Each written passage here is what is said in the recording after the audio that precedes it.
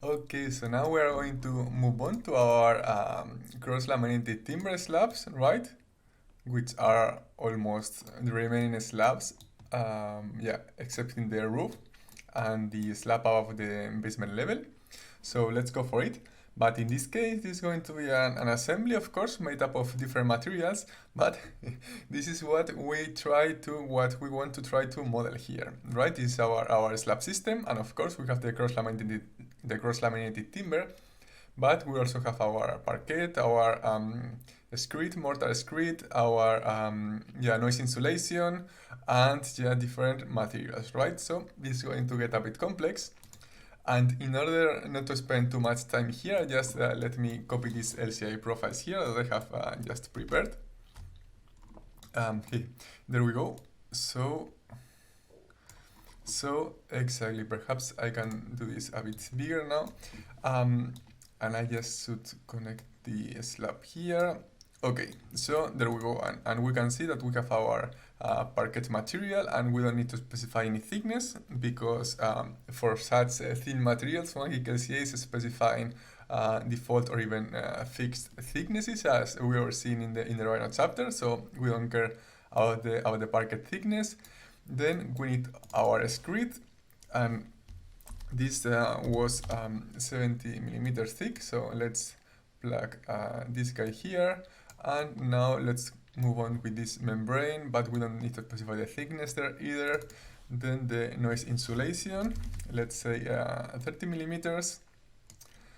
And now the gravel for extra weight, right, to help the noise insulation. And this was 80 millimeters.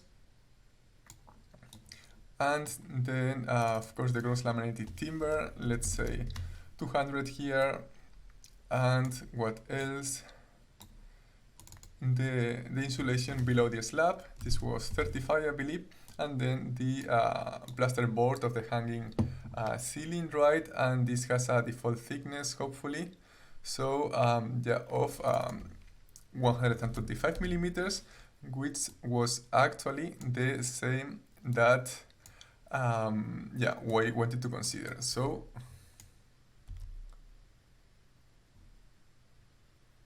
because here it says, let's go. So because here it says 125 millimeters, so we are fine here. And and there we go. But the thing is, of course, the key thing is that this looks very complex, and we have another roof slab that is, of course, cross-laminated timber later on. So if we are using so many components for all of our geometry elements, this is going to get really, really messy. So a very nice trick that I wanted to use now is to do the following thing. First, we need to connect the output to an LCA container. The trick that I really want to do is to use clusters here. So a cluster is going to be useful for different things, as we are going to see. Basically, what we need to do is to select everything except in the input and the output parameters. That looks just nice for me. Now we have to do right click, click on cluster, and there we go. So here we have our construction, and this has two very big advantages. The first one is that it is more compact, right? It doesn't take up so much canvas space now. And the second one is that we can use the same cluster each time we have a different cross-laminated timber surface, right? We just need to change the input parameters, and this component is going to be the same. And this is very interesting because in case that we want to change something later on here by doing double click, that's going to be changed by all the clusters that we have here. What I like to do is to rename these input parameters here, right? So this first one, that was the screed.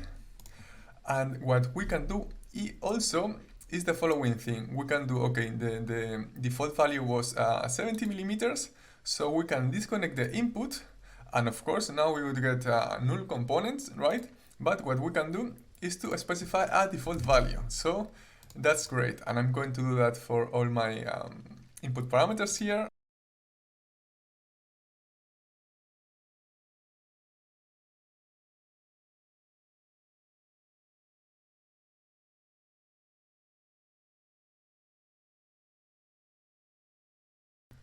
Okay, so I'm ready, and you can see how clean it looks like, right? We have the input surface and we have the different layers, right? And there are additional layers like the plasterboard or the parquet and so on and so forth, but we don't need thickness for that because we have just one default thickness for each time that we are going to use cross-laminated timber, right? And this is great because we can just copy and paste this cluster. Each time we have, let's say, different slabs, right? Perhaps with different thicknesses and so on and so forth. And we just need to connect, I don't know, any particular different thickness that we want for another case. And this is, I mean, very, very clean. But there is also one thing that we can take to the next level, and this is okay, this is great, but what happens if I have another project, right, for which I want to reuse this cluster, right? So of course we could, let's say, open the old Grasshopper definition and copy this guy and so on and so forth, but Grasshopper has a great and amazing functionality, which is the user object. So user objects work in the following way. We have our cluster, we do right click here, and we are going to do, we are going to select my cluster, we are going to come to file, and we are going to say create user object, right? So we click here, and now this is great because we are going to create, to take this cluster from the Grasshopper definition to the Grasshopper panel so that we can grab it for different Grasshopper definitions, right? So in this case, let's put here CLT slab, nickname CLT slab as well, and CLT slab for lifecycle assessment as my description, and then category. I'm going to say One Click LCA, right? Because I want to locate it here with my plugin so that I can find it later on.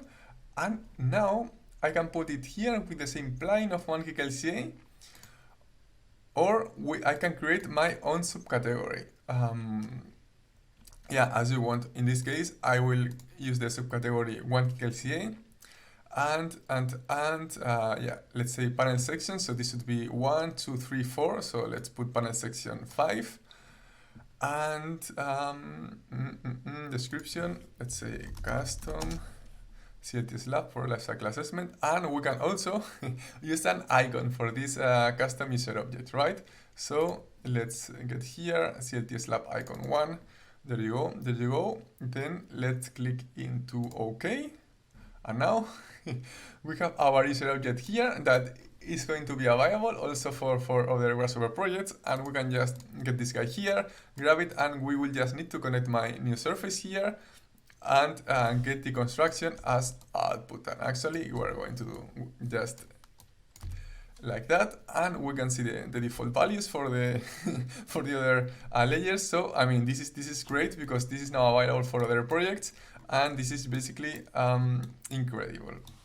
So let's connect this guy here to see if this is working, and now we can see how we are getting our results for my other slabs. Let's hide perhaps the input geometry, and yeah, there we got the results. So first we can see all the resources, right, that made up this construction. So perhaps we can do this a bit smaller, and we can see all my materials here, which of course, I mean, this is great for checking the results, right? And we can also check the results, and of course, since they are less contributing, that the concrete slabs, they have this kind of a greener color.